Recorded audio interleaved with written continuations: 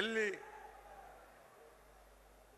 ಎಲ್ಲಿ ಹಣ ಇಲ್ಲ, ಇವರು ನೆಪ, ಹಣ ಇಲ್ಲ. ಕೇಂದ್ರದಿಂದ ನಮ್ಮ ತೆರಿಗೆಯನ್ನು ಕೊಡತಕ್ಕಂಥದ್ರಲ್ಲಿ ಅನ್ಯಾಯ,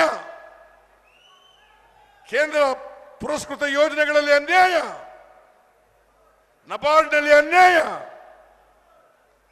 ಆ ಮೂಲಕ ಗ್ಯಾರಂಟಿ ಯೋಜನೆಗಳನ್ನು ಜಾರಿ ಕೊಡಬಾರದು.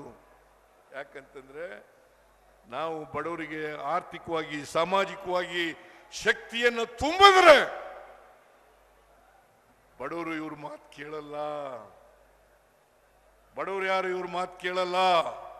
ನಾನು ಅದಕ್ಕೆ ಹೇಳಿದ್ದೀನಿ, ಯಾವ ಕಾರಣಕ್ಕೂ ಕೂಡ ಗ್ಯಾರಂಟಿ ಯೋಜನೆಗಳನ್ನು ನಿಲ್ಲಿಸಲ್ಲ.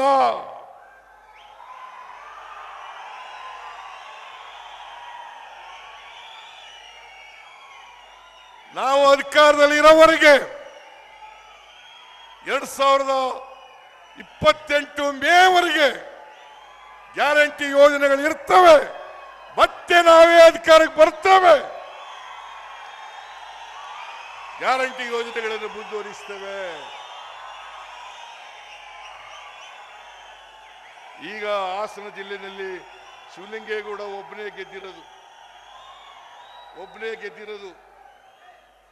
ಈ ಸಾರಿ ಕಳೆದ ಲೋಕಸಭಾ ಚುನಾವಣೆಯಲ್ಲಿ ನಾವು ಗೆದ್ದಿದ್ದೇವೆ. ನನಗನ್ಸುತ್ತೆ ಹಾಸನ ಜಿಲ್ಲೆಯಲ್ಲಿ 7 ವಿಧಾನಸಭಾ ಕ್ಷೇತ್ರಗಳಿದ್ದಾವೆ. 7 ವಿಧಾನಸಭಾ ಕ್ಷೇತ್ರಗಳಲ್ಲಿಯೂ ಕೂಡ ಮುಂದಿನ ವಿಧಾನಸಭಾ ಚುನಾವಣೆಯಲ್ಲಿ ಗೆದ್ದೇ ಗೆಲ್ತೀವಿ ಅಂತಕ್ಕಂಥ ಮಾತುಗಳನ್ನು ಹೇಳಲಿಕ್ಕೆ ಬಯಸ್ತಾ ಇದ್ದೇನೆ.